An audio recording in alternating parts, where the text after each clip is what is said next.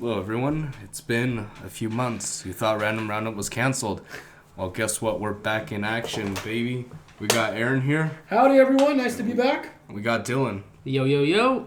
And I'm Rudy. And today is episode 10 and also the season finale of... Season 1. Yeah, season 1. So, what you guys been up to? Well, I think I'll go off first.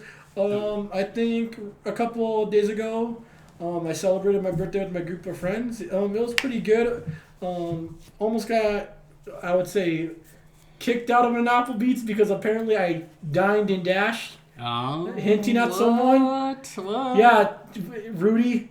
You know What I do? You know what you did. You know what you did. I'll explain. So, basically... I made it. You stole me $5, by the way. I do. So this fool. I said, hey, no. He asked, hey, can we get dessert? I'm like, I could get you free dessert. Watch me. And he said, no, you can't. And I'm like, how much you want to bet? It's like $5, and I bet him. And I told the lady that it was his birthday, but he was in the bathroom, so he didn't believe me. And I said, oh, our buddy dined and dashed, so. And she said... Her words, quote unquote. Oh, what a dick. Oh, no. And then he came back, and... I see him and my friend Soda Pop laughing like morons. I'm like, what the hell are you guys laughing about? And yeah, that's... I proved him wrong. Yeah. He did. Got free ice cream. Oh, that's good. It was great. It was great celebrating my birthday. How about you, Rudy? What have you been up to? Streaming, mainly. Oh, yeah. On the channel. He does streaming now. Nice. I do enjoy streaming. It's pretty fun. I do like interacting with chat and all that. But not many people talk, but it's nice to know that people do watch. Mm-hmm. What are you streaming, like just yourself? Are you playing games? I'm streaming Outlast 2 right now. Oh, okay. So I need to do a continuation on that. Maybe tomorrow, or I don't know. I don't have a specific schedule for when I do stream. I just do it whenever. Cool. And, All right. that's about it, really. All right, Dylan, how about you? What have you been up to, man? Well, nothing much. Went back to the movies, and that was fun. And spent time with Kelly's family. That was fun too. And gave a certain someone a birthday card, and made sure you got to him because it was me. I got him. No, because he's got another job, because Random Roundup wasn't paying the bills. So. No, it wasn't. And yeah, so just kind of, and then I've just been playing games right now. I'm really bored. So I am going back and playing Fallout 4. I played it on PC, but my PC is not in great shape anymore. And so I'm playing it on PS5. Yeah, I'm playing Fallout 4 on PS5, and trying to I sometimes I'll get into like these moods of like I want to platinum it or get all the trophies and stuff. So I'm kind of working on getting all the trophies and seeing if I can finish Fallout 4. Well, that's about it. Murder House is always on the table. A certain someone told me about Murder House. Yeah. Oh, and a certain someone gave me the Lego Star Wars Skywalker Saga. So that's going to be on my to-do list to play. So thank you, Rudy. Appreciate that. Mm-hmm. It was definitely worth the wait for that game, but just don't finish the story too fast. Okay. And take your time with it. Take my time. Enjoy it. It goes by pretty fast. And nice. Today's topic is instead of terrible sequels, we think these sequels to the movies were better than the first movie. The first movie, yes. So who would like to start off this topic? Dylan, Rudy? I'll jump in real quick because I think the reason for the inspiration for this topic today was I saw the new, what I was talking about, what I've been up to. I saw the new Top Gun, and it was far better than the original Top Gun. And me and my wife Kelly, who's been on the show, we watched the original Top Gun, and then a few days later we went and saw the new Top Gun in theaters, and it was amazing. It was a whole next level, so much better. They took everything you love about the first movie, even if you just liked it, maybe you didn't love it, but they make you love it in the second one. So really, really good. I don't want to go into too much spoiler territory about the movie because I still hope people go and check it out. It was really, really fun. That was kind of sort of the inspiration when I was talking with the fellas earlier, and I was like, why don't we do like sequels that were better than the original? So that to me that's what came to mind was this new Top Gun. Really, really good. Loved everything about it, and it just hit all the right notes. And maybe I'll talk about it more later. I just don't want to talk about it because it's only been a few weeks out, so I don't want to get too much into it. But I guess another one where it's like, okay, the spoilers have ended on your rights to call spoilers on this have ended. My kind of like runner-up, I guess I would say, of like a really good that I maybe can talk about for a little bit more. Runner-up for a sequel that I think was better than the original was, of course, Terminator 2 from Terminator 1. And in a lot of ways, the new Top Gun does what the Terminator 1 and then 2 does. Takes the characters, you love them, but kind of twists them a little bit. So, for example, Sarah Connor in the first one, she's kind of really innocent and naive. She doesn't know what to do. In the second one, she's kind of a badass. She's tough. She's a little crazy. She's literally in that little mental hospital, right? Like, she's literally a little crazy. She's, but she's tough and she's completely different. But yet, there's who we knew her as that character makes sense still of like how she changed. Yeah. And so.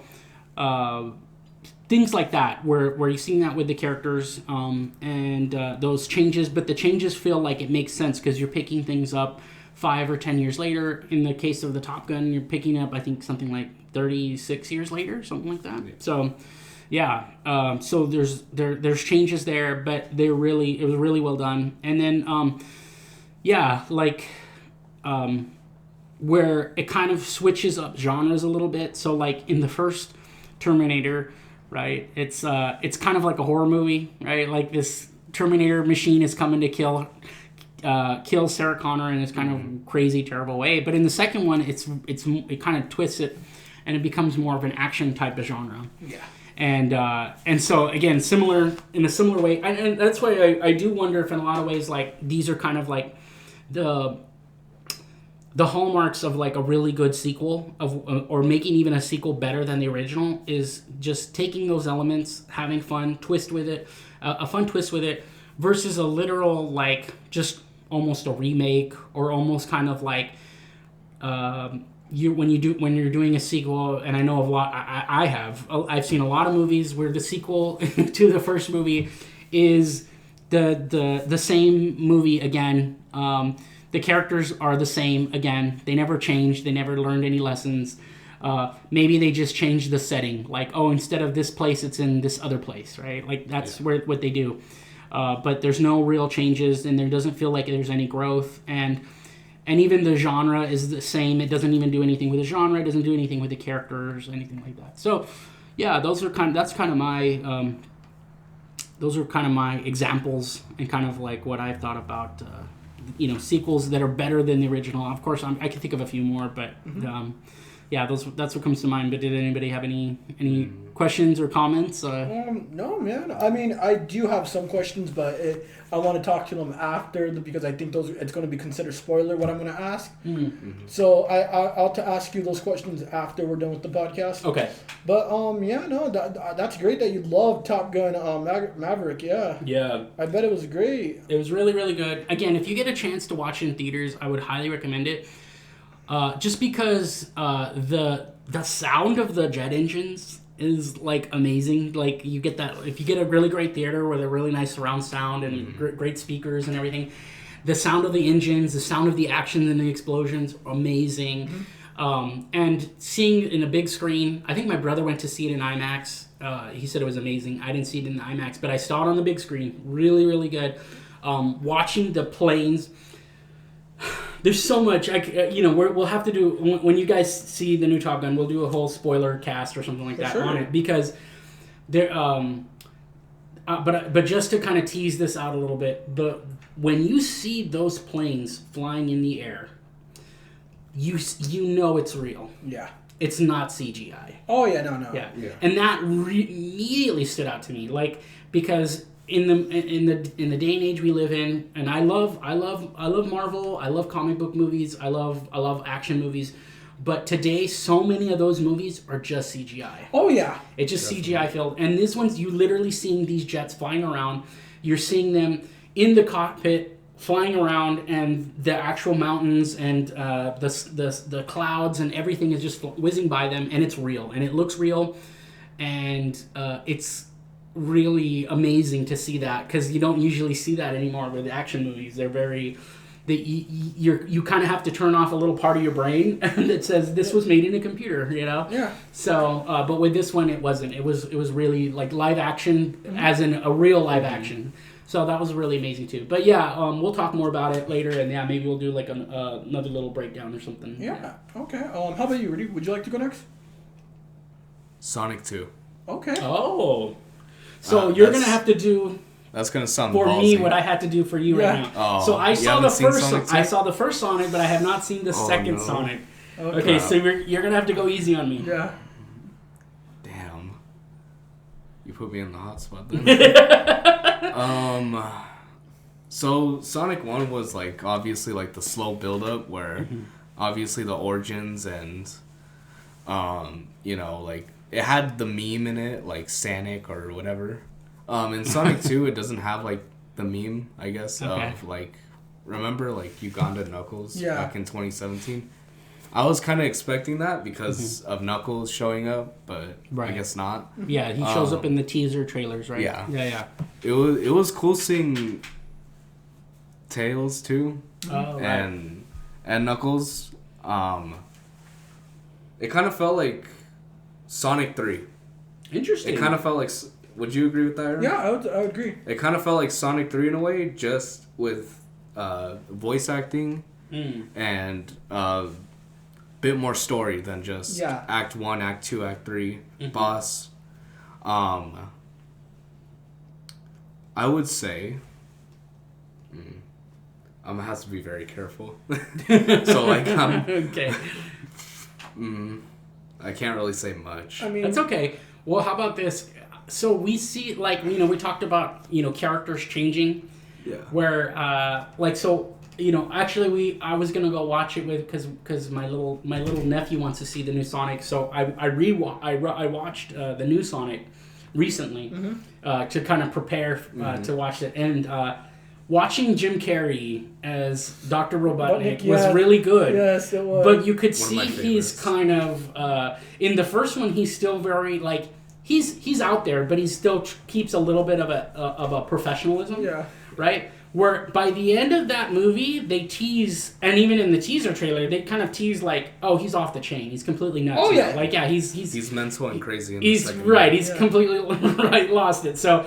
Can you confirm or deny that? Yeah, like in this new one, he really is kind of just unleashed. He's just he is. Oh yeah, okay, yeah, big time. He's like not really full of hatred, but he's wanting unhinged. revenge. Yeah, he wants revenge bad. Okay. And I guess if there's a lot of good Sonic reference that I understood because I watched Sonic X and it's a cartoon, and some of the scenes that are in there reminds me of that cartoon. It was filled with nostalgia for me. He knows that I was geeking out over there. It was amazing. So if you're like a huge Sonic fan, you're gonna feel it doesn't fail to disappoint. And I give credit to that. I really do appreciate that they took their time with this movie. That's cool. So just a real quick sidebar, because we're all gamers too. Is there where's the Sonic games available? Are they available on like PlayStation and stuff like that? Sonic Mania's on PlayStation. Only Sonic Mania. Only Sonic Mania. Okay. Since they got rid of PlayStation Now.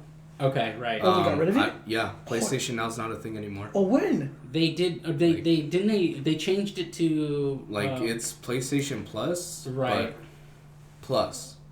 I'm sorry. Like it's a plus. They've added. Yeah, they've added. There's premium and there's like essential. There's I forgot a middle tier, and then there's I think premium. Premium is like the most expensive. And the premium's the most expensive every month, but it includes streaming and or streaming to a number of library games. It's just like Xbox Game Pass. But it's so.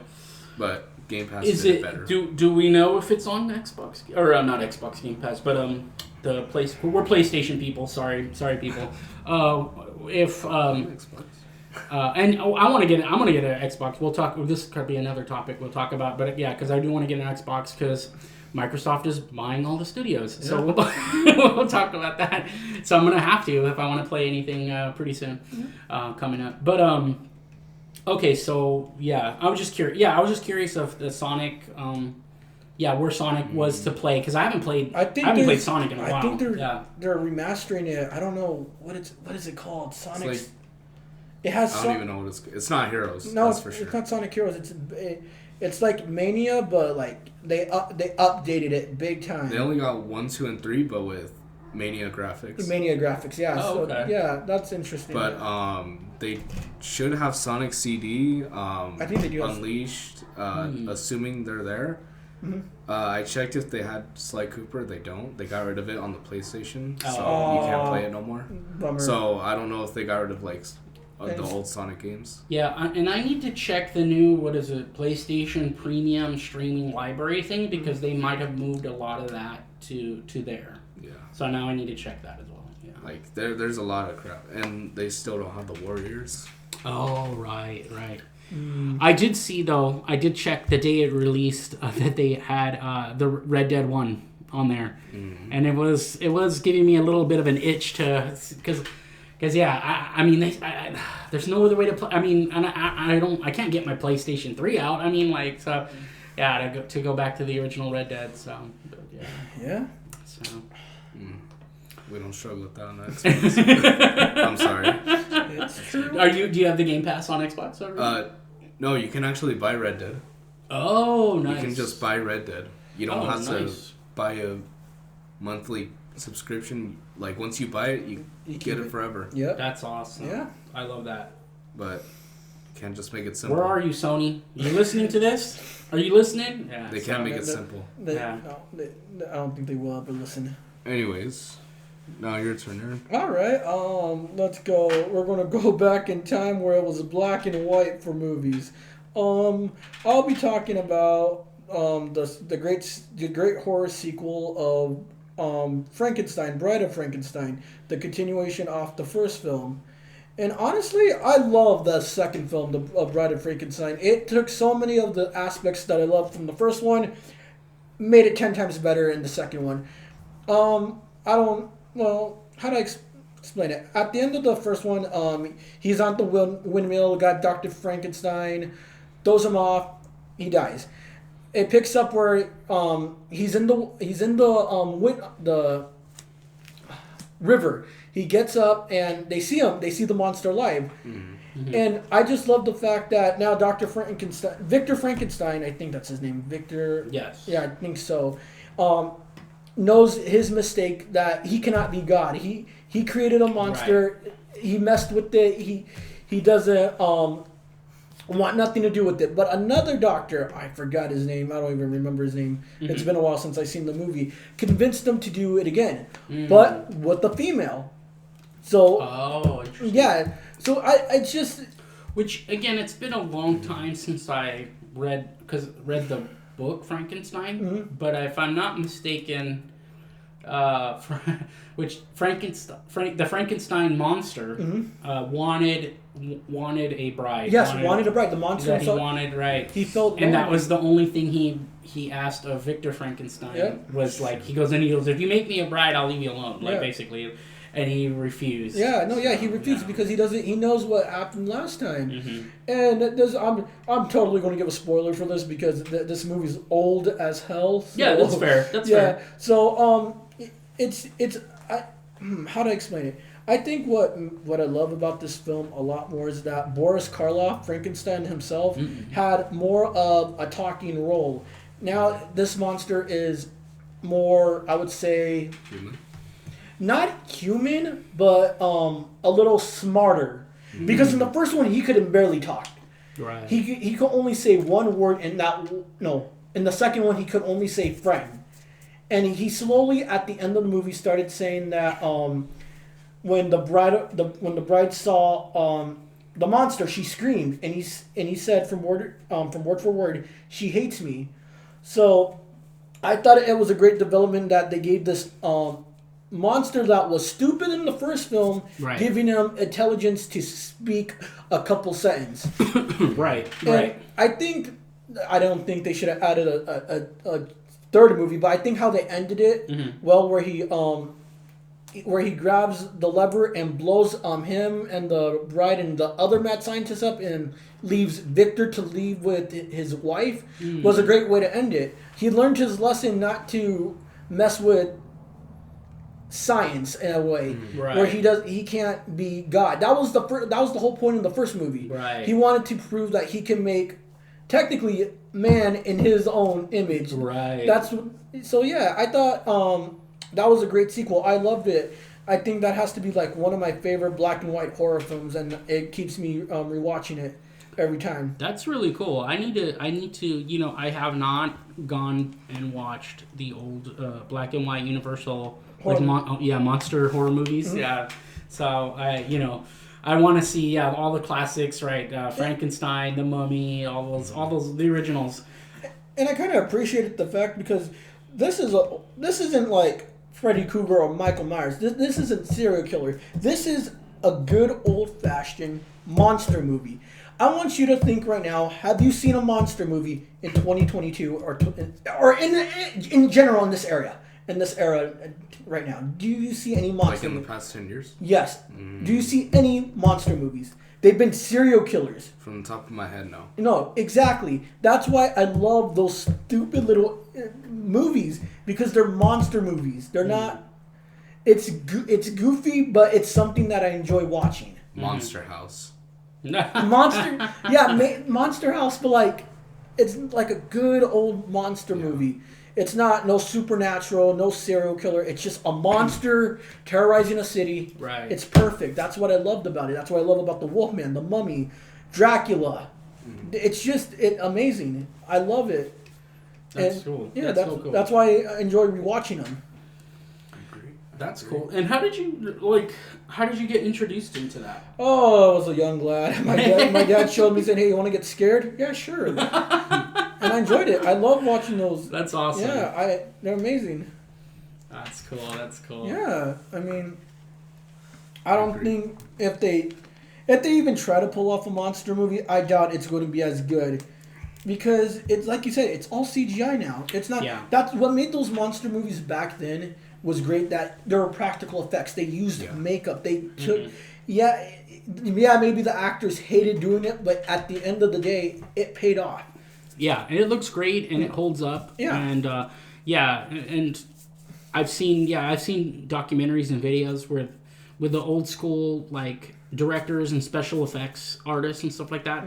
And they talk about like literally they're like CGI is almost kind of like the win button or the cheat button where like they had to make everything in camera. Like it had to show up in camera. They couldn't go, "Oh, okay, well we'll just shoot this and then we'll add in effects later." There was nothing like that. They couldn't do it. It couldn't be done. So yeah, it's pretty amazing when you see the effects that are done at that time and how good they are and how well they hold up. And I was just going back. I watched a video about this. They were talking about the Casablanca, the old movie, and the effects that they did in there with it's a famous scene. It's the end of the movie. So there's a plane, and there's a few people out in the distance that are standing by this plane. Well, I saw a video and they were talking about this. That plane is a piece of like board. Yeah. And the people standing around there were little people. And they were just dressed up. And it was amazing. It was amazing because it looked real. It looked like, but they were on a really like short budget. So for that movie. And so, you go back, you watch some of those like classic movies and it's pretty amazing the stuff that they pulled off and that it looked so realistic because it was done in camera versus the effects, the post-processing effects and kind of the CGI stuff that's done today. Oh, yeah. So, yeah. It's great.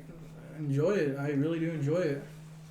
But I think that's all I have to say. I mean, let me think. Is there another sequel that I know? So what? So is it because the sequel that you thought was the was it Bride of Frankenstein was the second one? So is that one is just because you like Boris Karloff and him being able to communicate more? I love Boris. Yeah, I love that whole aspect that he was communicating more. Okay. Yeah, I mean, there was this one scene in the movie where the monster himself goes up to this blind old man, and what's great about it is that the man can't judge him because he's blind. Yeah. Right. So he can't judge him, and it was just great. They had a heart moment. They drank, they smoked, and then it was just great. It felt like that old man treated him more as a human being than anyone else because he was blind. He didn't care what the guy looked like. The old man was lonely, and he had a friend. Right. One friend, and that friend, he never got to know who was that friend.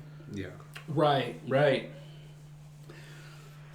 That's cool. And and that's from the book too. And that's really cool. I gotta go and watch. I might have to ask you for a movie list. Oh yeah, for sure. Yeah, for those classic monster movies because I really need that is a blind spot. I'm pretty good with my movies. Yeah.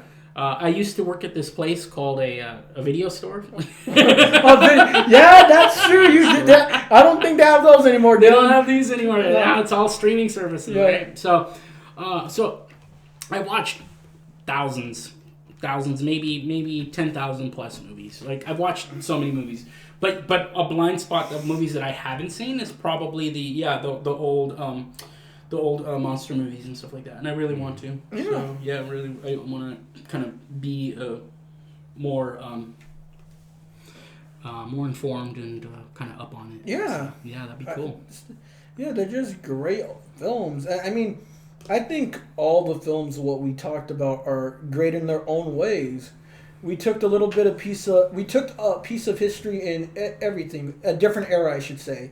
I took one black and white. You took one in the mid 90s, I would say, 80s. Probably. Yeah, we do 80s, 90s. Yeah, and you're doing in 2022, and we could see how movies in general itself truly evolved over the years. It was black and white back then.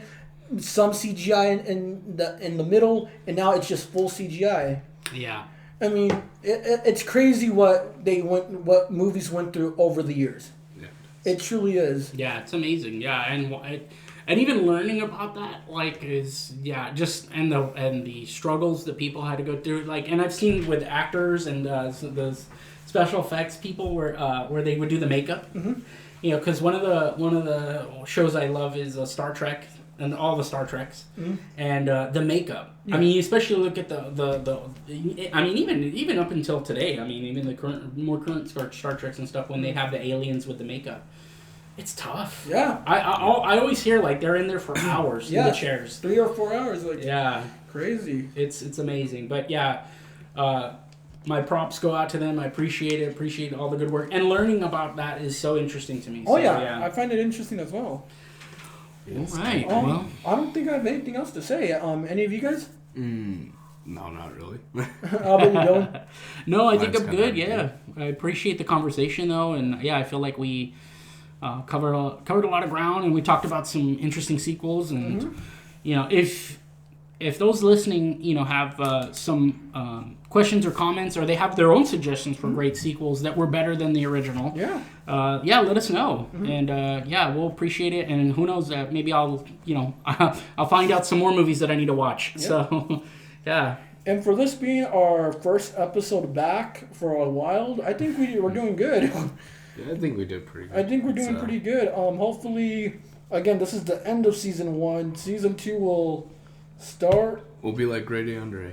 Wait a couple of years and Yeah. I don't know. Come We'll back see. with season 2. We'll see what happens. But yeah, I think that's all I have to say, gentlemen. I think so too. Who wants to leave us off right now? Go ahead, Aaron. All right. Thank you for listening to the Random Roundup podcast, everyone. I hope you enjoyed our episode back. This is our last episode for season 1. I hope you guys all have a fantastic day. Adios, everyone. Stay blessed. Have a day.